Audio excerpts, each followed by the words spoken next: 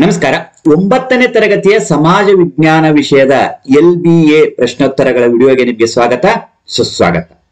ಈ ಒಂದು ವಿಡಿಯೋದಲ್ಲಿ 9ನೇ ತರಗತಿ ಸಮಾಜ ವಿಜ್ಞಾನದಲ್ಲಿ ಬರುವಂತಹ ಅಧ್ಯಾಯ 6 ಕೇಂದ್ರ ಸರ್ಕಾರ, ಈ ಒಂದು ಅಧ್ಯಾಯಕ್ಕೆ ಸಂಬಂಧಿಸಿದಂತೆ ಪಾಠ ಆಧಾರಿತ ಮೌಲ್ಯಾಂಕನ ಅಥವಾ LBA ದಲ್ಲಿ ಕೇಳಿರುವಂತಹ ಪ್ರಶ್ನೆಗಳು ಮತ್ತು ಅವುಗಳ ಮಾದರಿ ಉತ್ತರಗಳನ್ನ ನೋಡ್ಕೊಂಡು ಬರೋಣ. ಪೂರ್ತಿಯಾಗಿರುವಂತಹ ವಿಡಿಯೋನು ವೀಕ್ಷಿಸಿ ಹಾಗೂ ನಿಮಗೆ ಈ ವಿಡಿಯೋ ಇಷ್ಟ ಆದಲ್ಲಿ ಲೈಕ್ ಮಾಡಿ. ಅಧ್ಯಾಯ 6 ಕೇಂದ್ರ ಸರ್ಕಾರ. ಮೊದಲ ವಿಭಾಗದಲ್ಲಿ ಕೆಳಗಿನ ಪ್ರತಿಯೊಂದು ಪ್ರಶ್ನೆಗೆ 4 ಆಯ್ಕೆಗಳನ್ನು ನೀಡಲಾಗಿದೆ. ಸರಿಯಾದ ಉತ್ತರವನ್ನು ಆರಿಸಿ ಬರೆಯಿರಿ ಅಂತ ಹೇಳಿ ಕೇಳಿರುವಂತದ್ದಾಗಿದೆ. ಮೊದಲನೇ ಪ್ರಶ್ನೆ, ರಾಜ್ಯಸಭೆಯ ಒಟ್ಟು ಸದಸ್ಯರ ಸಂಖ್ಯೆ ಕೇಳಿರುವಂತದ್ದು. ಇಲ್ಲಿ ನೇರವಾಗಿ ಉತ್ತರವನ್ನು ನೋಡ್ಕೊಂಡು ಬರೋಣ. ರಾಜ್ಯಸಭೆಯ ಒಟ್ಟು ಸದಸ್ಯರ ಸಂಖ್ಯೆ 250 250 ಆಗಿರುವಂತದ್ದಾಗಿದೆ. ಇನ್ನು ಎರಡನೇ ಪ್ರಶ್ನೆ, ರಾಜ್ಯಸಭೆಯ ನಾಮನಿರ್ದೇಶನ ಸದಸ್ಯರನ್ನು ನೇಮಕ ಮಾಡುವವರು ಕೇಳಿರುವಂತದ್ದು. ನಾಮನಿರ್ದೇಶನ ಸದಸ್ಯರನ್ನು ನೇಮಕ ಮಾಡುವವರು ರಾಷ್ಟ್ರಪತಿಯವರು. ಮೂರನೇ ಪ್ರಶ್ನೆ, ರಾಜ್ಯಸಭೆಯ ಪದನಿಮಿತ್ತ ಅಧ್ಯಕ್ಷರು ಕೇಳಿರುವಂತದ್ದು. ಉಪರಾಷ್ಟ್ರಾಧ್ಯಕ್ಷರು ಅಥವಾ ಉಪರಾಷ್ಟ್ರಪತಿಗಳು ಪದನಿಮಿತ್ತ ಅಧ್ಯಕ್ಷರಾಗಿರುವಂತದ್ದು. ಇನ್ನು ನಾಲ್ಕನೇ ಪ್ರಶ್ನೆ, ನಾರಿ ಶಕ್ತಿ ವಂದನಾ ಅಧಿನಿಯಮದ ಅನ್ವಯ ಮಹಿಳೆಯರಿಗೆ ಲೋಕಸಭೆಯಲ್ಲಿ ಮೀಸಲಿಟ್ಟ ಸ್ಥಾನಗಳು ಕೇಳಿರುವಂತದ್ದು. 33%. ಇನ್ನು ಐದನೇ ಪ್ರಶ್ನೆ, ರಾಷ್ಟ್ರಪತಿಯವರ ಚುನಾವಣೆಯಲ್ಲಿ ಇವರು ಮತದಾರ ವರ್ಗದ ಭಾಗವಲ್ಲ ಅಂತ ಕೇಳಿರುವಂತದ್ದು. ಯಾರು ಭಾಗವಲ್ಲ ಅಂತ ಕೇಳಿರುವಂತದ್ದು? ಎಲ್ಲಾ ವಿಧಾನ ಪರಿಷತ್ ಸದಸ್ಯರು ಭಾಗ ಅಲ್ಲ. ಕೇಂದ್ರ ಸಂಸತ್ ಸದಸ್ಯರು ಭಾಗ ಇರುವಂತದ್ದು. ಎಲ್ಲ ರಾಜ್ಯಗಳ ವಿಧಾನಸಭಾ ಸದಸ್ಯರು ಭಾಗ ಇರುವಂತದ್ದು. ದೆಹಲಿ, ಪಾಂಡಿಚೇರಿ, ಕೇಂದ್ರಾಡಳಿತ ಪ್ರದೇಶಗಳ ವಿಧಾನಸಭಾ ಸದಸ್ಯರು ಇರುವಂತದ್ದು ಆಗಿದೆ. ಆದರೆ ವಿಧಾನ ಪರಿಷತ್ ಸದಸ್ಯರು ಇರುವುದಿಲ್ಲ. ಇನ್ನು ಎರಡನೇ ವಿಭಾಗದಲ್ಲಿ ಒಂದು ವಾಕ್ಯದಲ್ಲಿ ಉತ್ತರಿಸುವಂತಹ ಪ್ರಶ್ನೆಗಳನ್ನು ಕೇಳಿರುವಂತದ್ದಾಗಿದೆ. ಇನ್ನು ಆರನೇ ಪ್ರಶ್ನೆ, ಲೋಕಸಭೆಯನ್ನು ಜನತಾ ಸದನ ಎಂದು ಏಕೆ ಕರೆಯುವರು ಅಂತ ಹೇಳಿದಾಗ, ಲೋಕಸಭೆ ಸದಸ್ಯರು ಜನರಿಂದ ಆಯ್ಕೆ ಆಗುವುದರಿಂದ ಇದನ್ನು ಜನತಾ ಸದನ ಅಂತ ಹೇಳಿ ಕರೆಯುವಂತದ್ದಾಗಿದೆ. ಜನತಾ ಸದನ ಎಂದರೆ ಜನರಿಂದ ಆಯ್ಕೆಯಾಗುವಂತಹ ಸದನ. ಎಂಟನೇ ಪ್ರಶ್ನೆ, ರಾಜ್ಯಸಭೆ ಸದಸ್ಯರ ಅಧಿಕಾರಾವಧಿ ಎಷ್ಟು ವರ್ಷ ಅಂದರೆ 6 ವರ್ಷ ಆಗಿರುವಂತದ್ದು. ಇನ್ನು 9ನೇ ಪ್ರಶ್ನೆ, ರಾಜ್ಯಸಭೆಯ ಕಾರ್ಯಕಲಾಪಗಳು ನಡೆಯಬೇಕಾದರೆ ಕೋರಂ ಎಷ್ಟಿರಬೇಕು?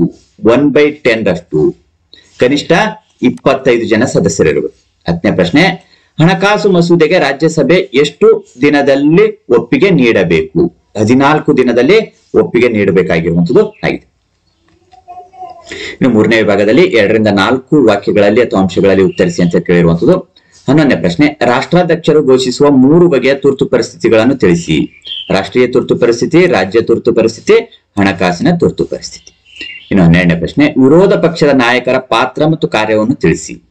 ಸರ್ಕಾರವು ಆಡಳಿತದಲ್ಲಿ ತಪ್ಪು ಎಸಗಿದರೆ ಅವುಗಳನ್ನು ಎತ್ತಿ ತೋರಿಸುವುದು, ಸರ್ಕಾರದ ನೀತಿ ನಿಯಮಗಳನ್ನು ಪರಾಮರ್ಶಿಸುವುದು, ಸರ್ಕಾರ, ಮಂತ್ರಿಮಂಡಲ ಮತ್ತು ಅಧಿಕಾರಿಗಳನ್ನು ಎಚ್ಚರಿಸುವುದು. ವಿರೋಧ ಪಕ್ಷದ ನಾಯಕರಿಗೆ ಗೌರವಾನ್ವಿತ ಸ್ಥಾನವಿದೆ.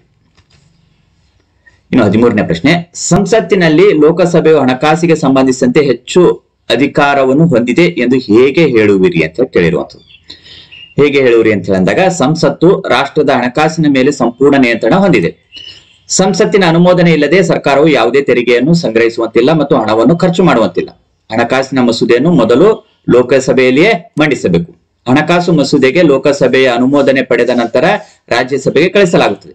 ರಾಜ್ಯಸಭೆಯು ಈ ಮಸೂದೆಯನ್ನು 14 ದಿನಗಳ ಒಳಗಾಗಿ ತನ್ನ ಒಪ್ಪಿಗೆಯೊಂದಿಗೆ ಲೋಕಸಭೆಗೆ ಹಿಂದಿರುಗಿಸಬೇಕು. ಇನ್ನು 14ನೇ ಪ್ರಶ್ನೆ, ಸಂಸತ್ತಿನ ನ್ಯಾಯಾಂಗೀಯ ಅಧಿಕಾರ ಮತ್ತು ಕಾರ್ಯಗಳು ವಿವರಿಸಿ ಅಂತ ಕೇಳಿರುವುದು. ಸಂಸತ್ತು ನ್ಯಾಯಾಂಗೀಯ ಅಧಿಕಾರ ಮತ್ತು ಕಾರ್ಯಗಳನ್ನು ಹೊಂದಿದೆ. ಸಂಸತ್ತು ಮಹಾಭಿಯೋಗ ಪ್ರಕ್ರಿಯೆ ಮೂಲಕ ರಾಷ್ಟ್ರಾಧ್ಯಕ್ಷರನ್ನು ಪದಚ್ಯುತಿಗೊಳಿಸುವ ಅಧಿಕಾರ ಹೊಂದಿದೆ. ಸಂಸತ್ತು ಸರ್ವೋಚ್ಚ ನ್ಯಾಯಾಲಯ ಮತ್ತು ಉಚ್ಚ ನ್ಯಾಯಾಲಯಗಳ ನ್ಯಾಯಾಧೀಶರನ್ನು ಪದಚ್ಯುತಿಗೊಳಿಸುವಂತೆ ರಾಷ್ಟ್ರಾಧ್ಯಕ್ಷರಿಗೆ ಶಿಫಾರಸು ಮಾಡುವ ಅಧಿಕಾರವನ್ನು ಹೊಂದಿದೆ. ಇನ್ನು 15ನೇ ಪ್ರಶ್ನೆ, ಸಂಸತ್ತಿನ ಸಂವಿಧಾನವನ್ನು ತಿದ್ದುಪಡಿ ಮಾಡುವ ಅಧಿಕಾರ ಮತ್ತು ಕಾರ್ಯಗಳು ವಿವರಿಸಿ ಅಂತ ಕೇಳಿರೋದು. ಭಾರತ ಸಂವಿಧಾನದ 368ನೇ ವಿಧಿ ಅನ್ವಯ ಭಾರತ ಸಂವಿಧಾನವನ್ನು ತಿದ್ದುಪಡಿ ಮಾಡುವ ಅಧಿಕಾರ ಸಂಸತ್ತಿಗಿದೆ. ಸಂವಿಧಾನ ತಿದ್ದುಪಡಿಗೆ ಸಂಬಂಧಿಸಿದ ಮಸೂದೆಯನ್ನು ಯಾವುದೇ ಸದನದಲ್ಲಿ ಮೊದಲು ಮಂಡಿಸಬಹುದು. ಆದರೆ ಸಂವಿಧಾನ ತಿದ್ದುಪಡಿ ಮಸೂದೆಗೆ ಸಂಸತ್ತಿನ ಉಭಯ ಸದನಗಳ ಪ್ರತ್ಯೇಕ ಅಂಗೀಕಾರ ಬೇಕೇ ಬೇಕು.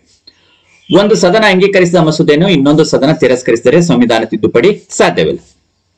16ನೇ ಪ್ರಶ್ನೆ, ರಾಷ್ಟ್ರಾಧ್ಯಕ್ಷರ ನ್ಯಾಯಿಕ ಅಧಿಕಾರ ಮತ್ತು ಕಾರ್ಯಗಳನ್ನು ತಿಳಿಸಿ ಅಂತ ಕೇಳುವುದು.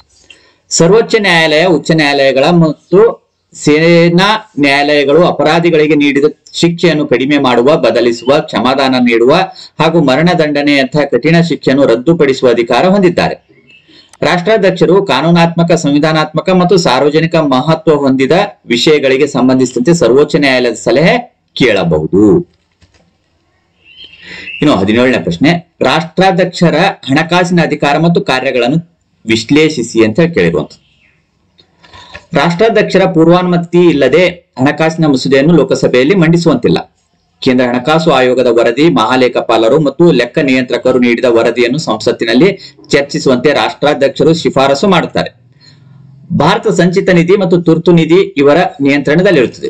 ಸರ್ವೋಚ್ಚ ನ್ಯಾಯಾಲಯದ ನ್ಯಾಯಾಧೀಶರು, ಕೇಂದ್ರ ಲೋಕಸೇವಾ ಆಯೋಗದ ಅಧ್ಯಕ್ಷರು ಮತ್ತು ಸದಸ್ಯರಿಗೆ ಈ ನಿಧಿಯಿಂದ ವೇತನ ಬಿಡುಗಡೆ ಮಾಡಲಾಗುತ್ತದೆ.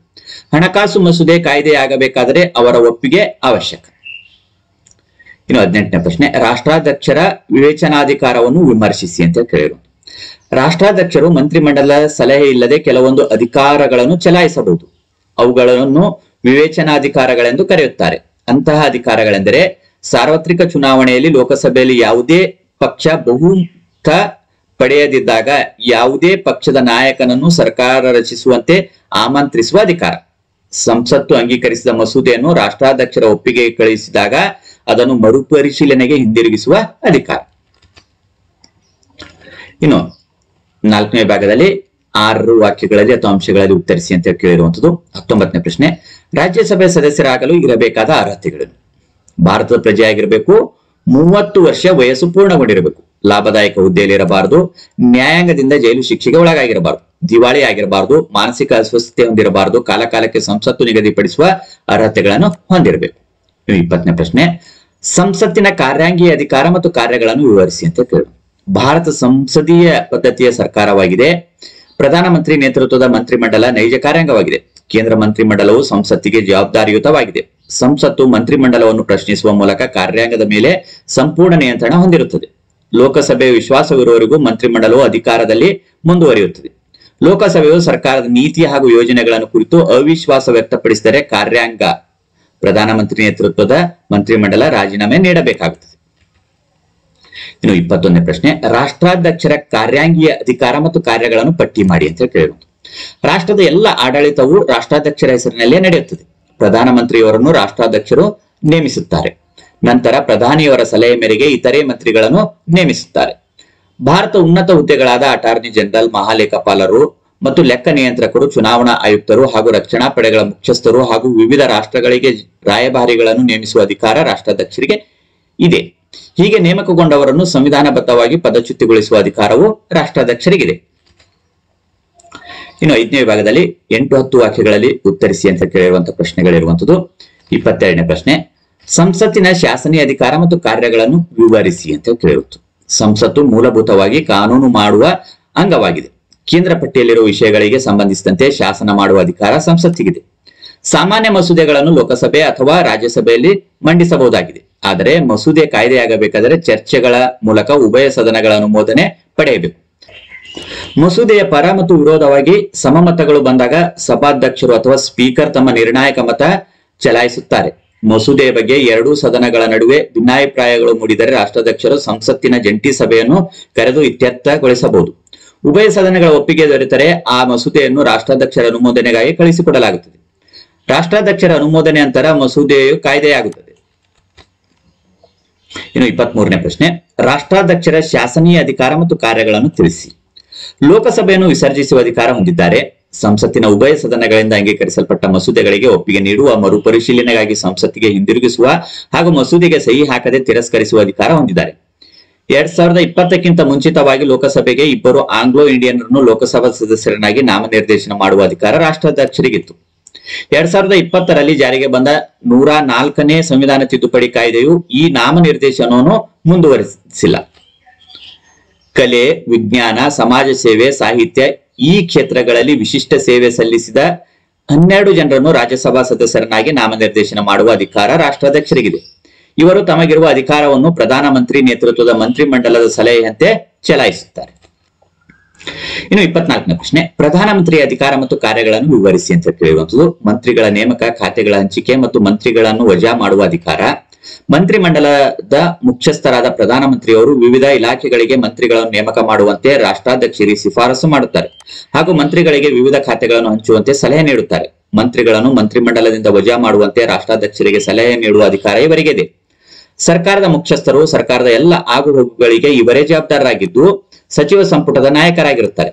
ಇವರು ರಾಷ್ಟ್ರಾಧ್ಯಕ್ಷರು ಮತ್ತು ಮಂತ್ರಿಮಂಡಲದ ನಡುವೆ ಸಂಪರ್ಕ ಸೇತುವೆಯಾಗಿದ್ದಾರೆ. ಲೋಕಸಭೆಯನ್ನು ವಿಸರ್ಜಿಸುವಂತೆ ರಾಷ್ಟ್ರಾಧ್ಯಕ್ಷರಿಗೆ ಸಲಹೆ ನೀಡುವ ಅಧಿಕಾರ ಪ್ರಧಾನಮಂತ್ರಿಯವರಿಗೆ ಇದೆ.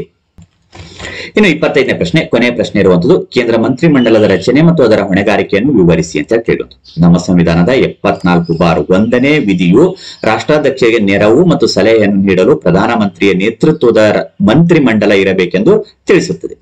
ರಾಷ್ಟ್ರದ ಸಮಸ್ತ ಆಡಳಿತವನ್ನು ನಿರ್ವಹಿಸುತ್ತದೆ.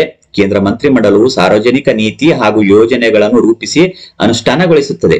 ಕೇಂದ್ರ ಮಂತ್ರಿಮಂಡಲವು 3 ವಿಧಗಳಾಗಿ ವರ್ಗೀಕರಿಸಬಹುದು. ಅವುಗಳೆಂದರೆ ಸಂಪುಟ ದರ್ಜೆ ಸಚಿವರು, ರಾಜ್ಯ ಸಚಿವರು, ಉಪಸಚಿವರು. ಮಂತ್ರಿಮಂಡಲವು ತನ್ನ ಆಡಳಿತ ನಿರ್ವಹಣೆಗೆ, ನೀತಿ ನಿರ್ಧಾರಗಳು ಹಾಗೂ ಕಾರ್ಯಗಳಿಗೆ ಸಂಬಂಧಿಸಿದಂತೆ ಸಂಸತ್ತಿಗೆ ಅಥವಾ ಲೋಕಸಭೆಗೆ ಸಾಮೂಹಿಕ ಹೊಣೆಗಾರಿಕೆಯನ್ನು ಹೊಂದಿರುತ್ತದೆ. ಆದ್ದರಿಂದ ಮಂತ್ರಿಮಂಡಲವು ಸಂಸತ್ತಿನ ವಿಶ್ವಾಸವಿರುವವರೆಗೂ ಅಧಿಕಾರದಲ್ಲಿ ಮುಂದುವರಿಯುತ್ತದೆ. ಅವಿಶ್ವಾಸ ಗೊತ್ತುವಳಿ ನಿರ್ಣಯವನ್ನು ಅಂಗೀಕರಿಸುವುದರ ಮೂಲಕ ಲೋಕಸಭೆಯು ಮಂತ್ರಿಮಂಡಲವನ್ನು ಅಧಿಕಾರದಿಂದ ಕೆಳಗಿಳಿಸಬಹುದು. ಈ ರೀತಿಯಾಗಿ ಈ ಒಂದು ಅಧ್ಯಾಯಕ್ಕೆ ಸಂಬಂಧಿಸಿದಂತೆ LBA ಪ್ರಶ್ನೆಗಳು ಮತ್ತು ಅವುಗಳ ಮಾದರಿ ಉತ್ತರಗಳನ್ನು ನಾವಿಲ್ಲಿ ನೋಡ್ಕೊಂಡು ಬಂದಿರುವಂತದ್ದು. ಈ ವಿಡಿಯೋ ನಿಮ್ಗೆ ಇಷ್ಟ ಆದಲ್ಲಿ ಲೈಕ್ ಮಾಡಿ. ಇತರ ಒಂದು ಅಧ್ಯಾಯಗಳಿಗೆ ಸಂಬಂಧಿಸಿರುವಂತಹ ವಿಡಿಯೋಗಳು ವೀಕ್ಷಿಸುವುದಕ್ಕಾಗಿ ಡಿಸ್ಕ್ರಿಪ್ಷನ್ ಬಾಕ್ಸ್ ನಲ್ಲಿ ಮತ್ತು ಈ ವಿಡಿಯೋದ ಕೊನೆಯಲ್ಲಿ ಪ್ಲೇ ಲಿಸ್ಟ್ ಇರ್ತದೆ, ಕ್ಲಿಕ್ ಮಾಡಿ ವೀಕ್ಷಣೆ ಮಾಡಿಕೊಳ್ಳಬಹುದು. ಮತ್ತೆ ಭೇಟಿಯಾಗೋಣ. ಧನ್ಯವಾದಗಳು.